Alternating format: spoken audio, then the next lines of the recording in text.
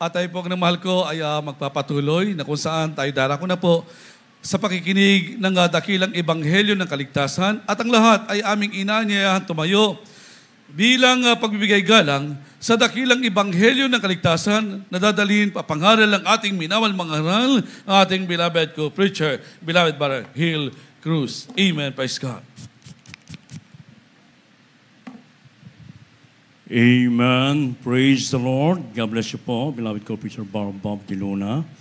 Tayo po muna yung magkaisa pong dumalangin sa ating pong pinakamamahal na Panginoon. Opo, dakilang mapagpalang amang banal sa langit, sa makapangyarihang pangalan mo, aming pinakamamahal na Panginoon Kristo na pinagbubuklan ng mga biyaya sa panandalanan ng taong dinangisan, aming minamahal dinagalang Pastor Evangelista, William Eden, sa Papa o God. Minsan pa kaming nagbubunig kapasalamat sa bawat yugto ng aming banal kamang pinagparat nilang isan, sa iyong patuloy na pagkilos sa aming kalagitnaan, patuloy ka na sa amin sa tutuwi na o Diyos, sa tuloy. Subalit bago po yan, sa kami buong pagpapakumbaba, iminakahabakan ng kapatawaran sa lahat ng aming nagawang pagkukulang, pagkakasala, pagsalansan sa balakalooban, patawar mo ba sa amin o Diyos, hallelujah. At sa bahaging ito na pagdadala ng Ebanghelyo ng kaligtasan, na tunay sa ganang akin wala kong magagawa, mahal na Panginoon Jesus. Hallelujah. Ilagay mo po ang mga tamang salita sa aking bibig, dalawang spiritual pala, mahal na Panginoon, na manawaan ang aming biniibig ng mga kapatid, mga bago, mga webcast viewers, itong aming samod panalangin sa makapangyarihang pangalan ng Jesus at aming pinagkakaisan sinasaway ang lahat ng hadlang ng kaaway, damals of hindrance that doesn't believe, cast out from them and bind the power of darkness and anoint all of this we pray. Amen and amen. Hallelujah. Praise the Lord. Rabasa, praise the Lord. Purihin po ang ating pinakamahal po sa Kristo at managit sa lahat. Ako nagpapabot po ng pinakamataas na pagpupuri, pagwalhati, pagsamba sa ating pinakamamahal na po sa Kristo na pinagbubuklan ng mga pagkapala, and give the honor and respect to the man of God, to our dearly beloved noble Pastor Evangelist Wilmeda, the end time problem of God. We love you so much, Mama Pastor, and we always treasure and remember the blessed memories and teachings of our dearly beloved Honorable San Pastor Luis Almeida. Beloved Mama dear, greetings and respect to all the beloved children whole Almeida family here in the Philippines as well as in US and Canada, at sa lahat ng ating mga kapamanggawa, sa lahat ng ating iniibig na mga kapatiran dito ngayon, mga bisita, at sa ating mga beloved viewers na nakantab sa ating live streaming, magandang hapon po and welcome to the Republic of God. Amen. Rabasa, praise the Lord! Beloved sons of God, our dearest Jesus will hearken to our voice if we are going to obey all His commandments and walk uprightly and do all those things that are pleasing in His sight. Ang mabait na Diyos, mga inibig ko, ay didinig lamang ng ating mga daing, mga inibig, pag tayo po'y sumusunod, tumatalima sa lahat ng kanyang kautusan, at tumalakad ng matuwid sa kanyang harapan, at ginagawa natin yung lahat na kalugod-lugod sa kanyang paningin. Kaya kung ating mababasa po dito sa 1 John chapter 3, verse 22, kaya lamang po, unang 1, 3:22. First book of John, chapter 3, verse 22. And whatsoever we ask, we receive of Him, because we keep His commandments and do those things that are pleasing in His sight. God bless you po.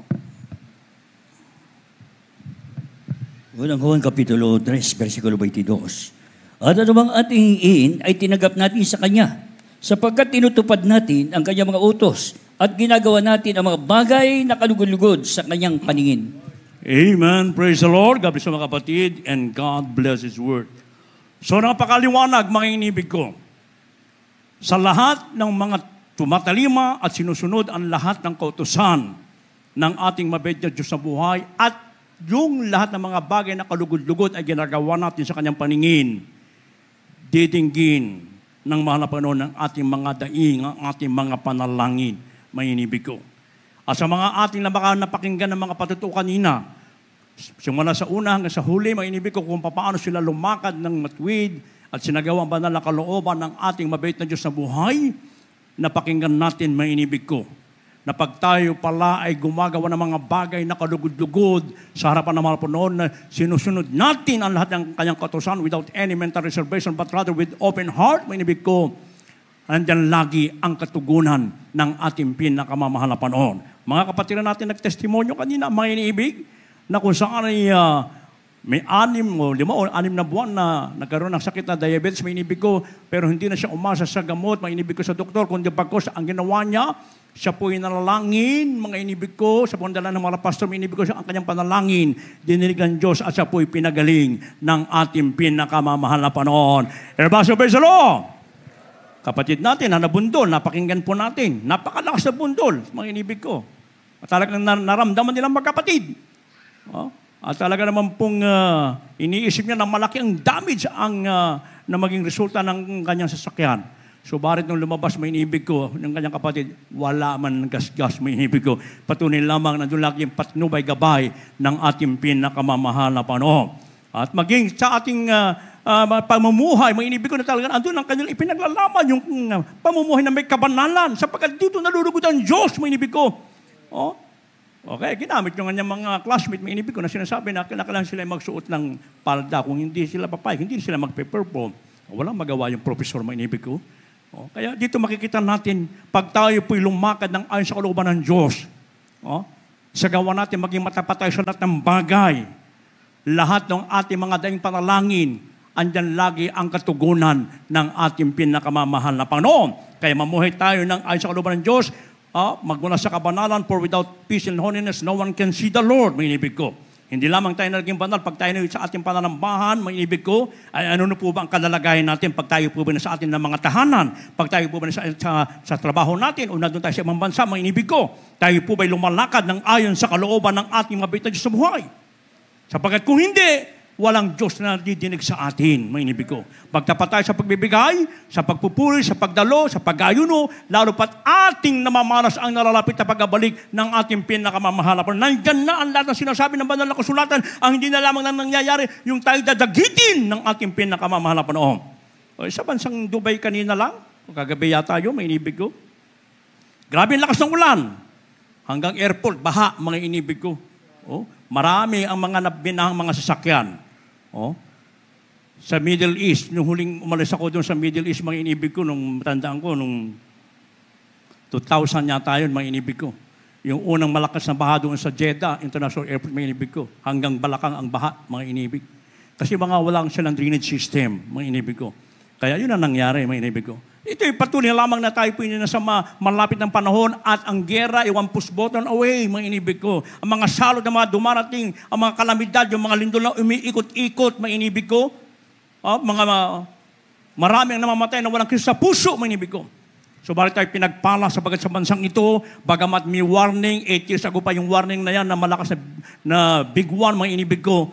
Pero hanggang big one lang, pero walang nangyayari pa sapagkat merong propeta ng Diyos sa bansa ng Pilipinas na nanalangin araw-gabi upang mahadlangan po ng mga bagay na upang mga tao ay makalapit at maglingkod at sumunod sa kalooban ng Diyos at makamtan nila yung mga bagay na ipinangako ng ating mahal na Panginoon. Kaya nga minibig ko ang tanong, bakit po ba ang ating minsan mga panalangin ay hindi dinirinig ng ating mahal na Panginoon? Ano po ba ang nagiging dahilan kung bakit ang ating mga prayers ay hindi nakarating sa throne ng biyaya natin mahal na Panginoon? Ano po sabi dito sa Isaiah 59 verses 2 up to 4 and 1? Kaya nilaman po. The book of the prophet Isaiah chapter 59 from verse 2 up to verse 4. But your iniquities have separated between you and your God, and your sins have hid his face from you, that he will not hear. For your hands are defiled with blood, and your fingers with iniquity.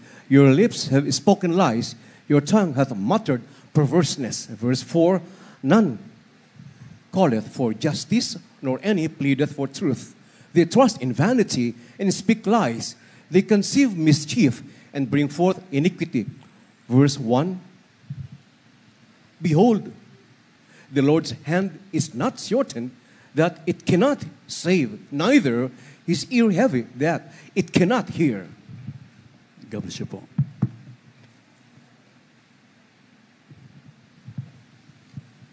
Dito po sa aklat ni Propeta Isaias, Kapitulo 59, versikulo 2, 3, 4, balik sa 1.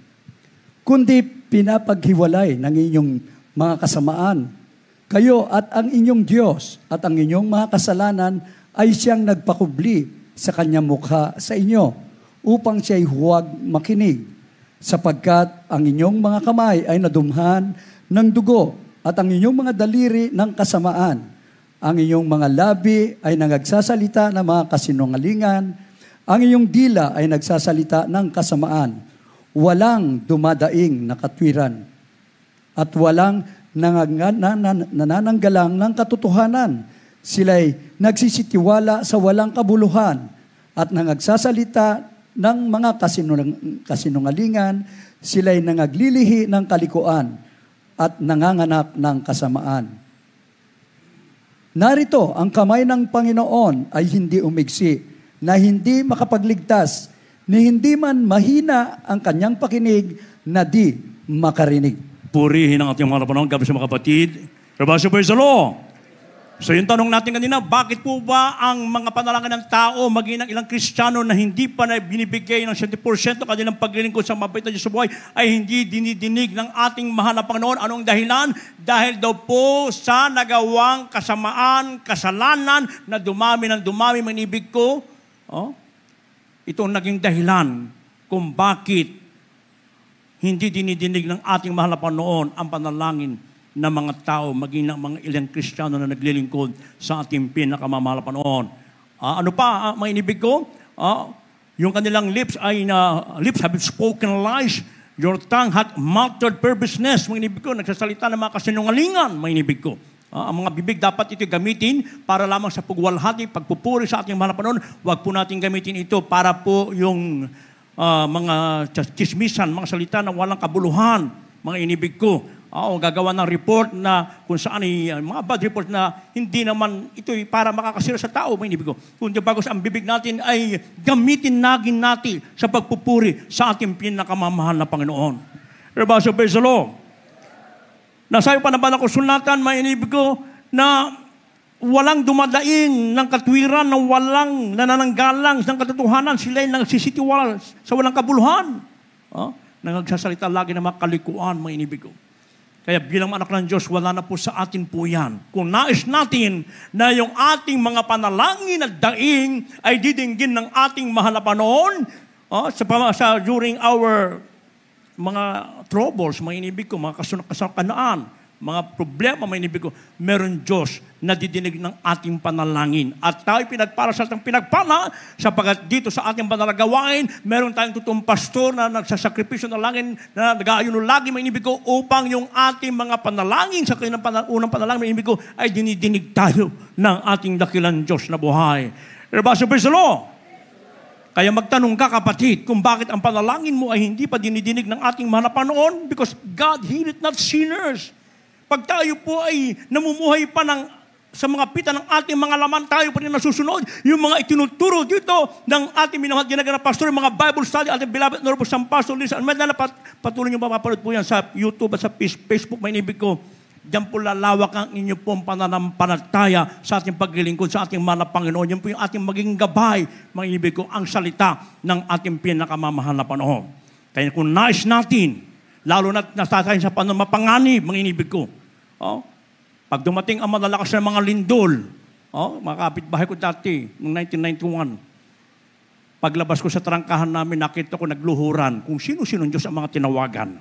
Subalit tayo, mga inibig ko, itataas mo lang kamay mo, mga inibig ko, manalangin ka sa ating mahal na Panginoon, meron dakilang Diyos na mag-iingat sa atin sa anumang kapahamakan, mga inibig. Rabasyo, praise the Lord!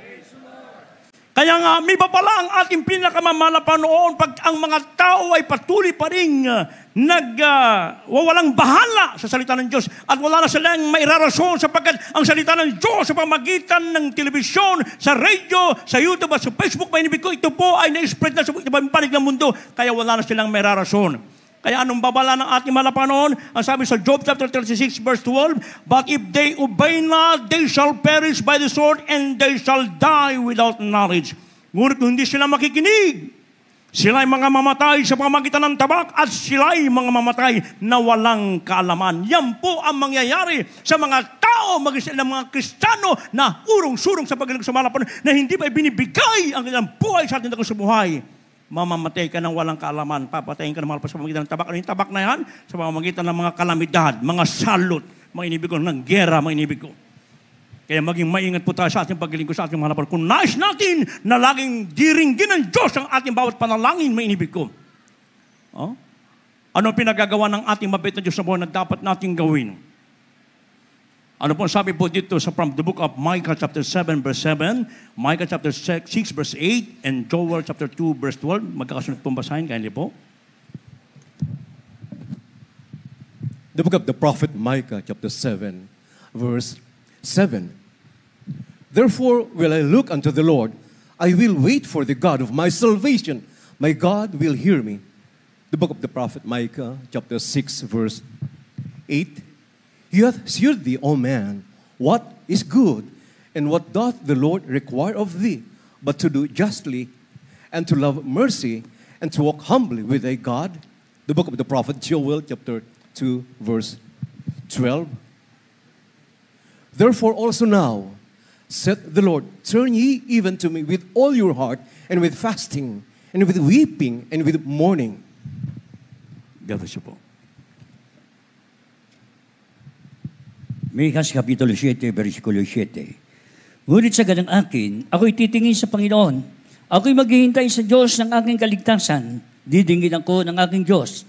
Dito po mami naman sa Mihas Kapitulo 6, versikulo 8. Kanyang ipinakikilala sa iyo, o tao, kung ano ang mabuti at ano ang hinihingi ng Panginoon sa iyo, kundi gumawa ng may kaganapan at ibigin ang kaungaan at lumakad na may kabamaan na kasama ng iyong Diyos.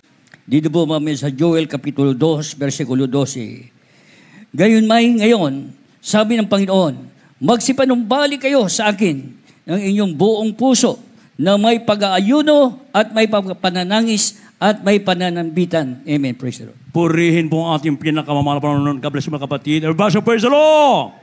So ito po ang pinagagawa ng ating mabait na Diyos sa buhay na dapat natin gawin upang yung ating mga panalangin ay didinggin ng ating dagan sa buhay. Mga ibig ko, habang tayo nag-aantay sa panalalapit na pagbabalik ng ating dagan sa buhay, lagi lamang tayong titingin sa ating pinakamamahal na ating tagapagligtas. Mga ibig ko, anuman mga dumating sa atin na mga pagsubok, kahirapan, maging ng kamatayan, ito hindi makapaghiwalay sa ating paglilingkod sa ating pinakamamahal na Panginoon, at tayo po ay lumakad na may kababaan loob. Ibigay natin yung ating puso. At tayo po ay lumakad na may kaganapan at dapat isagawa ang lahat ng kautusan ng ating pinakamamahal na Panginoon. Yung lagi kang nagpapakumbaba sa harapan ng Diyos, diyan nalulugod ang ating pinakamamahal na Panginoon. Ano man ang kalalagayan natin sa buhay, mayaman ka man, mahirap ka man, may pinag-aralan man ka, wala ka man, tayo na kailangan lagi tayong lumakad ng buong kababaan. And modesty aside, I'll really believe in our personal children, nakita natin kung paano sila lumakad na may buong pakupambaan sa ating pinakamamahal na yun ang dapat natin tularan upang tayo makakatiyak, mga inibig ko. Anumang oras na darating ang ating pinakamamahal na panahon. Kaya nga sabi dito, manumbalik kayo! Sa tayo pinanunumbalik, ibalik mo yung unang pag-ibig mo sa ating pinakamamahal na panahon. Maaring nakalimutan mo na yung tungkulin mo.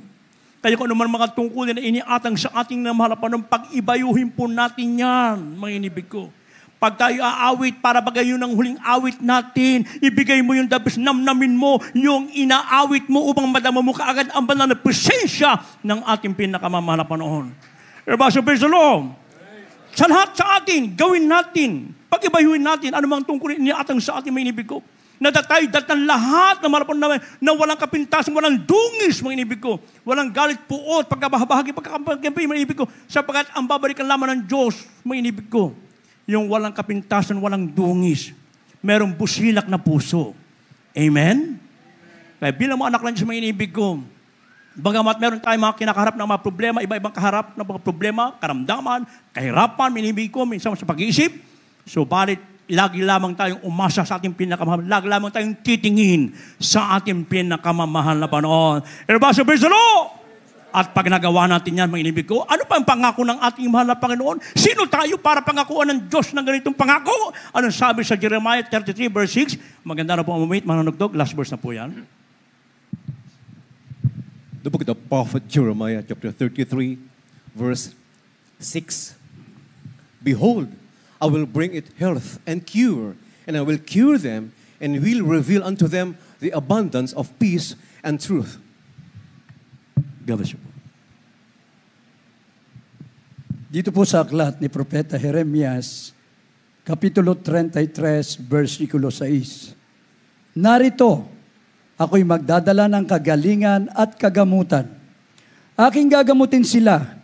Ako'y maghahayag sa kanila ng di kawasang kapayapaan at katotohanan. Purihin po ating pinakamamahal na Panginoon. Palakpakan mo natin pinakamamahal na Panginoon.